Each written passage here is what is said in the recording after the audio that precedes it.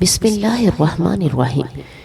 امام اعظم ابو حنیفہ رحمۃ اللہ علیہ علم، حلم، عدل اور تقوی کا وہ روشن مینار ہے جس کی روشنی 1400 سال گزرنے کے باوجود آج بھی امت کے دلوں کو منور کرتی ہے۔ آپ رحمۃ اللہ علیہ کا نام آتے ہی علم و بصیرت، عبادت و ریاضت اور انصاف استقامت کی ایک مکمل تصویر ذہن میں آ جاتی ہے۔ امام ابو حنیفہ کا ہر قول، ہر عمل اور ہر فیصلہ اللہ کی رضا کے تابع تھا۔ دنیا کی کوئی طاقت، کوئی عہدہ اور کوئی لالچ آپ کو سچائی کے راستے سے ہٹا نہ سکی۔ آپ رحمۃ اللہ علیہ کا زمانہ خلافت عباسیہ کا تھا، وہ دور جب حکومتوں کے دربار میں دنیا کے رنگ چھائے ہوئے تھے، جب علماء پر دباؤ ڈالا جاتا کہ وہ حق کے بجائے بادشاہ کی مرضی کے مطابق فتویٰ دیں۔ ایسے میں امام ابو حنیفہ رحمۃ اللہ علیہ وہ ہستی تھے جنہوں نے علم کے ساتھ ساتھ ایمان کی غیرت کا جھنڈا بلند کیا۔ ایک دن خلیفہ وقت نے آپ رحمۃ اللہ علیہ کو بلاوا بھیجا۔ جب آپ دربار میں پہنچے تو خلیفہ نے نہایت احترام سے کہا، اے ابو حنیفہ، ہم چاہتے ہیں کہ آپ قاضی القضاء بن جائیں، تمام قاضیوں کے سردار، سارے فیصلوں کے نگران۔ یہ عہدہ عزت، اختیار اور دنیاوی طاقت کا مظہر ہے۔ ہم چاہتے ہیں کہ آپ ہمارے ساتھ رہیں تاکہ عدل پھیل سکے۔ امام ابو حنیفہ رحمۃ اللہ علیہ نے نہایت سکون سے جواب دیا، امیر المؤمنین، میں اس منصب کے لائق نہیں۔ مجھے خوف ہے کہ کہیں آپ کے حکم کے سامنے میرا دین کمزور نہ پڑ جائے، کہیں میں عدل کی جگہ مصلحت کو ترجیح نہ دینے لگوں۔ خلیفہ نے کہا، تم جھوٹ بول رہے ہو، تم لائق ہو مگر انکار کر رہے ہو۔ امام نے کہا، اگر میں جھوٹا ہوں تو پھر جھوٹا آدمی قاضی کے لائق نہیں۔ یہ جواب سن کر دربار میں سناٹا چھا گیا۔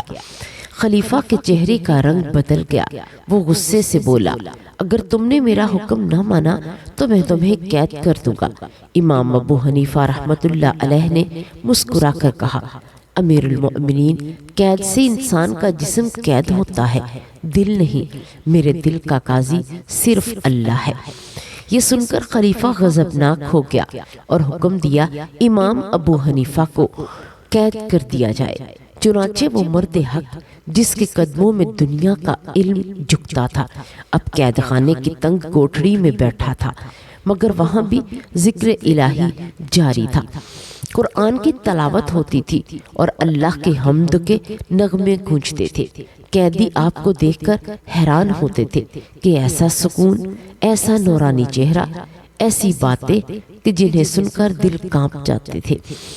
کچھ دن بعد ایک قیدی نے پوچھا، حضرت، آپ اتنے بڑے عالم، اتنی عزت والے شخص، پھر بھی قید میں آپ کو ڈر نہیں لگتا؟ امام ابو حنیفہ نے فرمایا، ڈر اس سے لگے جو اللہ کو بھول جائے۔ میں جس راہ پر ہوں وہ سچائی کی راہ ہے، اور سچائی ہمیشہ آزمائش مانگتی ہے۔ جب اللہ راضی ہو تو دنیا کی قید بھی آزادی لگتی ہے۔ آپ رحمۃ اللہ علیہ کا یہ صبر، استقامت دیکھ کر کئی قیدیوں کے دل بدل گئے۔ جیل کے پہرے داروں نے گواہی دی کہ ہم نے ایسا شخص نہیں دیکھا جس کا چہرہ رات کے اندھیرے میں بھی چمک رہا ہو۔ وہ رات بھر عبادت کرتے، دن میں علم سکھاتے اور سب کو صبر و ایمان کا درس دیتے۔ کچھ وقت بعد خلیفہ کو احساس ہوا کہ امام ابو حنیفہ کو قید کرنے سے اس کی عزت نہیں بڑھی بلکہ لوگوں میں اس کی بدنامی بڑھ گئی۔ مگر امام ابو حنیفہ رحمۃ اللہ علیہ نے رہائی کے بعد بھی کبھی دربار کا رخ نہ کیا۔ آپ رحمۃ اللہ علیہ نے فرمایا، میں اس دنیا کے انصاف سے نہیں، اس انصاف سے ڈرتا ہوں جو قیامت کے دن ہوگا۔ میں اپنی زبان اور قلم سے کبھی وہ فیصلہ نہیں لکھ سکتا جس سے اللہ ناراض ہو۔ اس وجہ سے آپ رحمۃ اللہ علیہ کا علم آج تک زندہ ہے، اور آپ رحمۃ اللہ علیہ کے فقہ آج بھی کروڑوں مسلمانوں کے علم کی بنیاد ہے۔ وقت گزرتا گیا، امام ابو حنیفہ کے علم اور تقوی کا چرچا چاروں طرف پھیل گیا۔ مگر آپ رحمت اللہ علیہ کے دشمن بھی کم نہ تھے۔ ان میں ایک شخص ایسا تھا جو اکثر آپ کے مجلس میں آتا، سوال کرتا، موقع ملنے پر دل آزاری کرتا، لیکن امام رحمت اللہ علیہ ہمیشہ نرم لہجے میں جواب دیتے، کبھی اسے رسوا نہ کرتے۔ پھر ایک دن ایسا آیا کہ امام ابو حنیفہ کے والد کا انتقال ہو گیا۔ گھر میں غم کا ماحول تھا۔ آپ رحمت اللہ علیہ 3 دن تک گھر سے باہر نہ نکلے، مسلسل قرآن پڑھتے رہے، والد کے لیے دعا کرتے رہے۔ چوتھے دن جب ذرا دل سنبھلا تو آپ کچھ دیر کے لیے باہر نکلے۔ راستے میں وہی پرانا دشمن ملا۔ اس نے طنزیہ لہجے میں کہا، اے ابو حنیفہ، سنا ہے تمہارے والد کا انتقال ہو گیا ہے؟ امام رحمت اللہ علیہ نے ادب سے جواب دیا، ہاں، اللہ کی مشیت یہی تھی۔ وہ شخص ہنس پڑا اور انتہائی گستاخی سے بولا، تو پھر اپنی ماں کا نکاح مجھ سے کر دو۔ یہ سن کر وہاں موجود لوگوں کے چہرے سرخ ہو گئے۔ کسی نے مٹھیاں بند کر لی، کسی نے کہا اسے سزا دو، مگر امام ابو حنیفہ رحمت اللہ علیہ خاموش کھڑے رہے۔ آپ رحمت اللہ علیہ کی آنکھوں میں نہ غصہ تھا نہ نفرت، بلکہ ایک عجیب وقار اور سکون۔ آپ رحمت اللہ علیہ نے فرمایا، اگر میری ماں راضی ہو تو میں رکاوٹ نہیں بنوں گا، لیکن یاد رکھ، تو نے جو کہا ہے اس کا جواب تجھے قیامت کے دن اپنے رب کے سامنے دینا ہوگا۔ یہ الفاظ تیروں سے زیادہ تیز نکلے۔ دشمن کے چہرے کا رنگ اڑ گیا، اس کے ہاتھ کانپنے لگے۔ وہ چند لمحے خاموش رہا، پھر اچانک رونے لگا۔ امام رحمت اللہ علیہ کے قدموں میں گر گیا اور کہنے لگا، اے ابو حنیفہ، میں نے آپ کو آزمانا چاہا کہ آپ کا غصہ بڑھ کے، مگر آپ نے حلم، بردباری اور ایمان سے جواب دیا۔ اب واقعی اللہ کے ولی ہیں، میں اپنے گناہ پر نادم ہوں، مجھے معاف کر دو۔ امام ابو حنیفہ نے اس کے کندھے پر ہاتھ رکھا اور فرمایا، اٹھ جا بھائی، میں نے تجھے معاف کیا، جا اپنے رب سے معافی مانگ، وہ غفور الرحیم ہے۔